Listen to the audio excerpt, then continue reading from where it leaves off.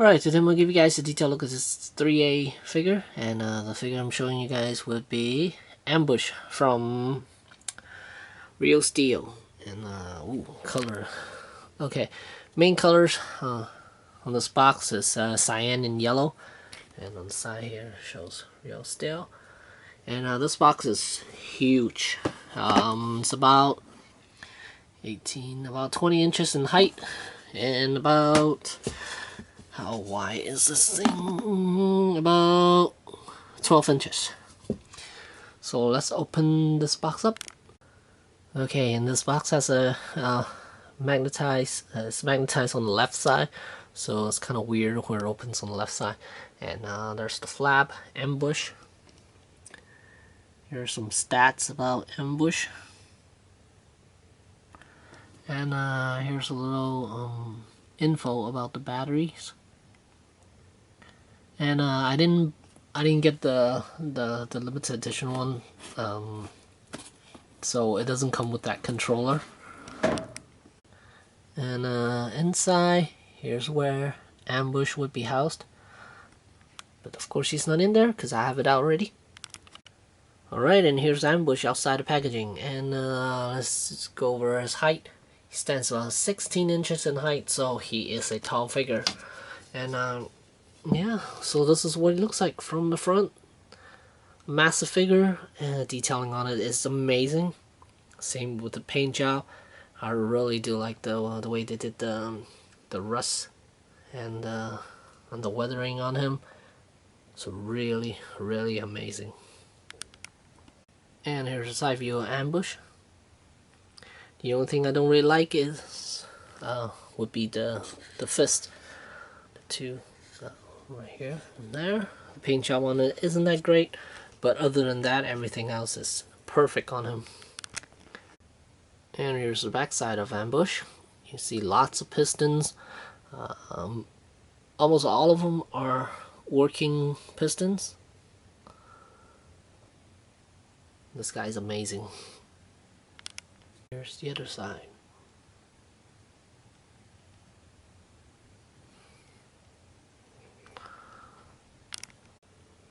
Alright, let's get a detailed look at him. Check out that head. The weathering effect, the rusted look.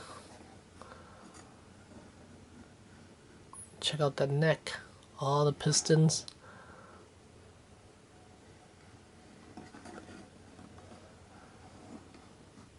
And there's the Ambush logo. Quite nice. The arms swung it out a little bit so you guys can see the pistons inside, the joints.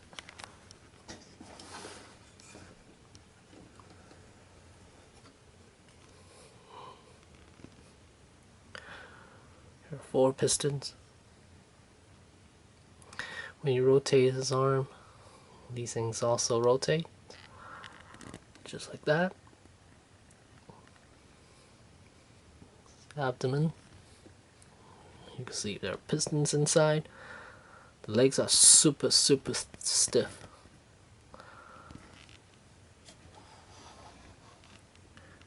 Here you can see his legs.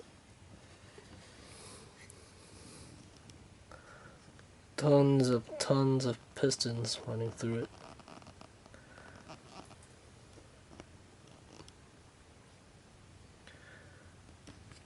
Threea did an outstanding job on this figure.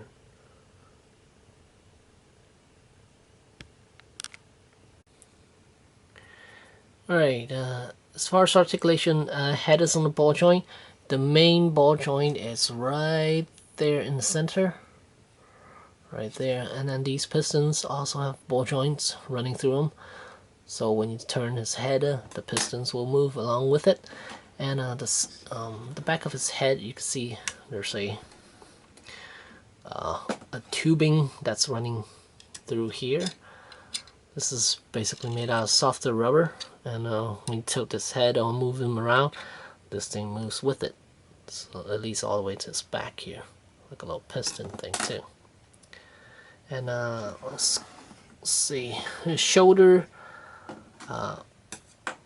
shoulder blades right there. There's a ball joint right there. So if you so his shoulders can move up and down, forward and back. And then the shoulder itself, there's a ball hinge right there. And then bicep, there's a swivel joint right there. Elbow, there's a hinge joint right there. And the pistons right here and back here, they also move. And then the wrist, there's a swivel joint right here, but this section here also moves. It rotates. So these pistons will also move with it. And then the thumb, there's an articulation right there. And then the abdomen, there's a couple of joints right there. I think there's one right here and then down here, because it could actually bend his... Oh no, actually there's just a chest joint right there. And then the hips are on ball joints, but they are extremely stiff. I could barely move them. And then the knees are hinged. The ankles are ball jointed actually. If you look at it back here, you can see there's a ball joint right there, and these pistons will move with it. And toes articulation bends up and down like so. Here you can see when you turn the wrist, these pistons will move with it, which is really cool. And here we have Hot Toys Iron Man Mark 7 standing next to Threea Ambush. As you can see, he towers over him with about, how many inches? With about a good 4 inches. More on Iron Man, so you can see he is big.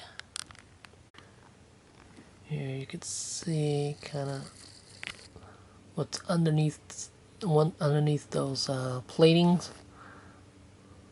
The canister back there, stuff like that. But they serve no purpose, but it does look really cool, really authentic. And if you look at him, his chest is really hollow, as you can see.